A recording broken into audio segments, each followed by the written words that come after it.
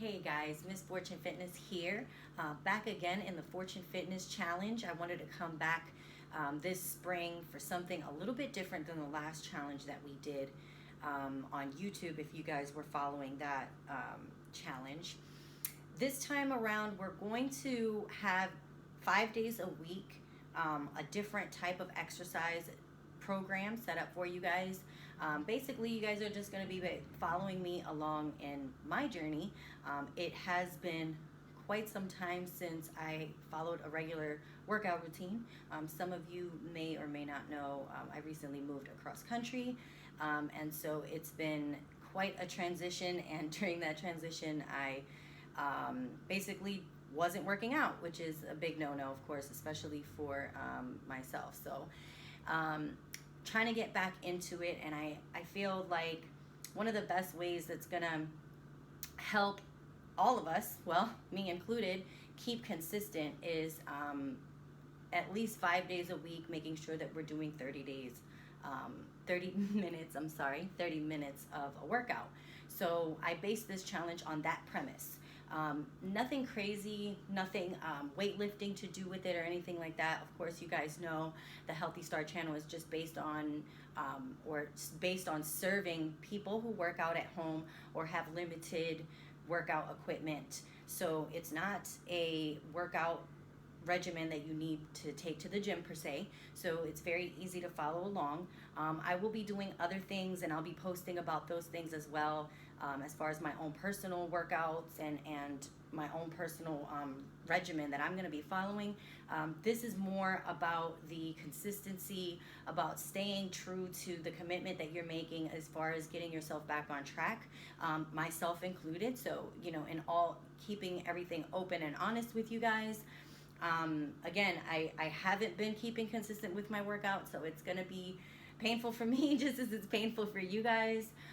But it does happen sometimes where you can be going full hardcore for 2 years, 3 years, and something comes up in life and you kind of fall off the bandwagon, as we say. So this is going to be a program that's really geared toward keeping you consistent, keeping you committed to your own workout routine, and give you ideas maybe on something that will be easy for you to do, or how can I say, not easy, because I don't like using that term, but something that's going to not be so challenging for you to work into your schedule that it's going to be intimidating or off-putting. So that's really the core of what the idea is for this month's challenge. Now, it will be for 30 days because on the calendar, I want to take it all through April. However, like I was explaining, it's going to be 5 days a week, and you'll have those 2 off days to kind of work in whatever else you have in your own regimen, or rest, or whatever you feel as though you want to do. You guys always know that I'm available for questions at any point in time. So if you have any questions about what you can do for those 2 days, of course, reach out to me, because I'll be glad to give you ideas. But as you'll see, going over these next few weeks, I'm going to intensify the workouts as the weeks progress. I'm going to add a little bit heavier weights and maybe more equipment, things like that, but I will be letting you guys know ahead of time what those things will be so that you guys can prep ahead of time. For example, today I'll be showing you the weights that we'll be using for this week's workouts, and some bands that I will be trying to incorporate as well for this week and next week. All right, so super excited to get started again. Super excited to have you guys back with me. Please, again, if you guys have any questions at all, feel free to comment below or message me if you have opportunity to message me, and I'll be glad to answer any questions that you have. The majority, or I should say 100% of the videos that I will be presenting to you guys will be available on my YouTube channel, and that is Healthy Start on YouTube. So I will be posting them there, and then I'll be posting the links to those videos on here on the group challenge page on Facebook. I know not everybody has Facebook, so I that's why I use YouTube, because it's a little bit more accessible. So if you guys have friends that aren't on Facebook and can't join the challenge because they don't use that type of social media, this is a great way for you guys to be able to share that information. If you have someone that wants to work out with you, times don't work out, whatever have you. Again, this challenge is about accountability. It's about getting that group support from your friends or family or whoever your workout buddies are. And if they don't have access to it, then it kind of, lets things fall a little bit more to the wayside. So I want you guys to try as many different ways as you can to be able to access this information so that you can utilize it at your leisure. Again, if you guys have any questions, please feel free to comment below or message me. And welcome to the Spring into Spring Challenge at Fortune Fitness. Okay, guys, let's talk equipment. I know that a lot of you guys will be doing this challenge from home, so I'm trying to bear in mind certain limitations and things of that nature, but I still want you guys to challenge yourselves. So I didn't want to do a completely equipment-free workout. However, I have provided modifications on all of the workouts for folks to do it a little bit differently if, for example, you can't do it with that weight, or if you can't do it with any weights in your hands, that's totally okay. Everybody's at a different level. So keeping that in mind, I'm going to provide you with different modifications. However, if it's not enough, you need something a little bit different, that's not quite working for you, again, shoot me a message and I'll show you a little bit something different that can work the same area or other options like that, okay? So I'm going to show you what I have here. This is pretty much going to take us through the entire challenge. So if you have a little bit of funds to dedicate to this, this would be great option for you so that you can get more resistance and a little bit more out of the workouts. Again, you can completely do the challenge without them. It's not an issue. However, if you have the money to invest, or if you already have these at home, it would be even better. So I'm going to just show you what I've got real quick. I have a 5-pound and 10-pound pair of dumbbells. No, I don't just have one. So why I have the two is because you want to have some varying sizes. You want to be able to build up to a heavier weight. These are just example weights. You can start with 2 and 3 pounds, whatever is going to work for you at your fitness level. I want you guys to be comfortable, and most importantly, of course, always be safe, okay? I also want you guys to try out these short, what they call booty toning bands. They're a little bit smaller than your average exercise band. I'm sure a lot of you ladies especially are familiar with these. This is just, let me see if I can show you guys. I don't even know the name brand of this. It just says Tone It Up. I believe my husband got these for me at Target, so I'm sure they were super affordable. All right, that's what they look like. So it even says booty band right on there. All right, we're going to be using these for a whole bunch of different exercises, and they come really in handy. They're awesome for activation exercises. They're really great for, of course, booty exercises, calves, legs, all kinds of good little variations of different exercises that we can use those for. So all together, I mean, again, I went to Target. I'm sure Walmart, of course, sells all of this product. Amazon sells it. You can probably pick all this stuff up for maybe 20 bucks. So if you have that to invest in this during the month, go for it, because they're really going to amp up the workouts. They're part cardio, part weightlifting a little bit. So the added resistance of having that weight works wonders. So if you guys want to try that out, definitely invest in a little bit of equipment and see how that works out for you guys. All right. For our first warm-up, the running man, you'll have one leg behind you and one leg in front of you. You'll see that I'm going to start putting this leg behind me, and I'm going to rapidly pull it forward. Up, back, up, and speeding up a little bit here. You don't have to go this speed. I'm just giving you an option of how it should look. And here from the front is how it'll look. Here you'll notice that I add a slight twist as well to just activate my obliques. Again, that's a modification. You don't have to add that in. That is simply if you have enough balance to be able to add that movement in. For the next movement, you're going to be doing a half burpee. Here, you will just be popping out your lower half and popping it back. So you'll start with your hands by your feet, opening up and bringing your feet back to your hands as you see here in the video. Now, a modification to that would be to just step back and step back forward towards your hands again. Again, mobility will change how this looks. I can reach that far forward to my hands. If you can't get that far forward, that's totally okay. Just go out into a plank position and back towards your hands.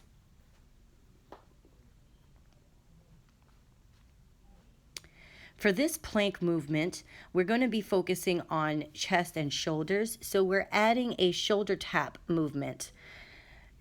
You'll see here that I'm trying to keep my hips as balanced as possible, not letting them sway or tip over too much. And I also speed up. Again, these are modifications. The speed is a modification. You don't have to go very quickly. You can go slowly.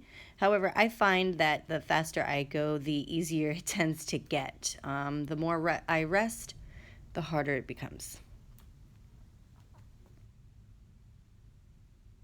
For the first exercise in this workout, we're going to actually be doing an activator, and this is a chest activator. It's a little difficult here to see exactly what I'm doing, so I'm going to walk you through it. I'm squeezing on my dumbbell as I press forward, and then that's what I'm going to show you from the front. This can also be done with plates. I actually prefer to do it with plates. I'm squeezing my pec muscles here. See? Squeeze as I go forward and back. Again, things have been kind of sleepy because I haven't been working out. So you are having some trouble seeing the muscles actually move around here. However, trust me, you will feel it.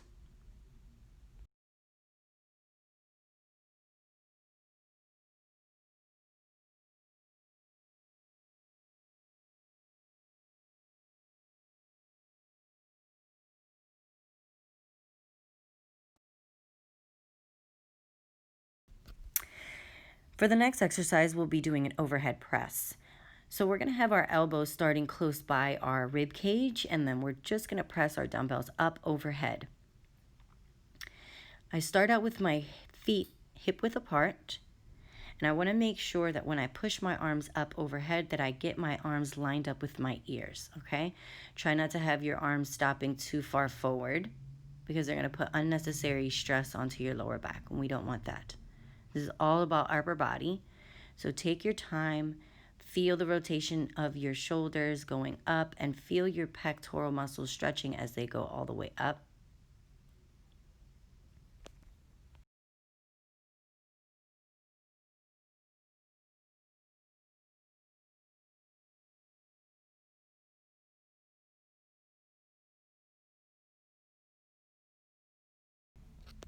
For this exercise, we will be using a chair to help us out, just to make sure that we get full range of motion. So we're going to be doing a chest press, just like you would on a bench, okay? But we're going to have this chair. We're going to make sure that when you pull your arm all the way down, that your elbow is leading, okay? You don't want your hand going down further than your elbow. Get your elbow all the way down and try and pull as far down as you can. If you see here, stopping short can be indicative of tight chest muscles. So let that dumbbell pull your arm all the way down and stretch all the way open. Our first ab movement is going to be laying down flat on the ground, hands by your sides for support. And you're just going to lift your hips up off the ground as high as you can. Pushing your hands down into the ground really helps you to be able to get better height, as well as not strain your neck as much. And you can totally change where your hands are, depending on where you feel is best for you. Now here you'll see that I just took a second to slow it down. That's just a modification. If you're doing these quickly and they feel like they aren't really doing all the work that you wish they would, slow them down. Trust me when I tell you, go vertebrae by vertebrae and you will feel it.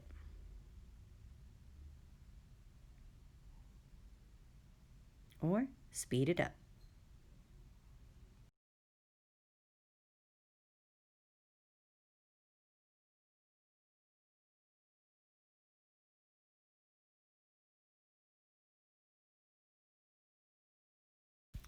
This next ab exercise is going to use your legs as a counterbalance. So starting with your legs slightly out away from your body, knees bent at a 90-degree angle, you're going to have your dumbbell come from overhead.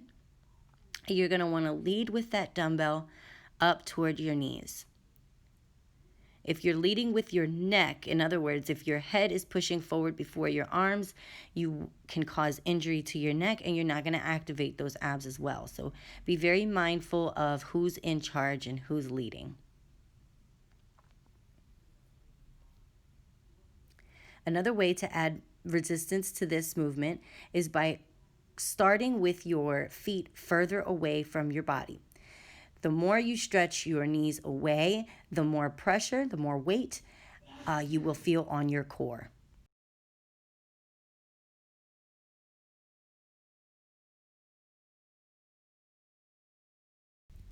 I wanted to end with some stretching. So starting with your thumb against a flat wall, you want to face the wall, pushing your arm and your shoulder into the wall, and start to rotate away from your arm. Make sure that you keep that hand and that thumb parallel to the ground because it'll make sure that you're stretching all the way through your pectoral muscle, which is definitely going to be important after today. You're going to repeat the same movement on the other side and definitely make sure that you hold it for at least 30 seconds. Here, I was just trying to demonstrate it, so I wasn't holding it for the full stretch. Next, I utilized a towel, a regular home towel, to help stretch my pecs as well. You want to make sure that you twist it a little bit just to keep it out of your way. And then bring it down in front of you so that you can measure out where you need to begin. I usually start with my hands slightly out from my hips. Bringing it around over top of your shoulders and then bring it behind just like a barbell, as you can see here, helps to begin the process of stretching. Now be very careful not to hyperextend your back. You don't want to curl your back, okay? Just let it naturally open up. Okay, here I just slightly moved my hands away from each other, giving me a little bit more slack on the towel, and you'll notice that my range is greatly improved. I'm definitely able to go all the way down and around.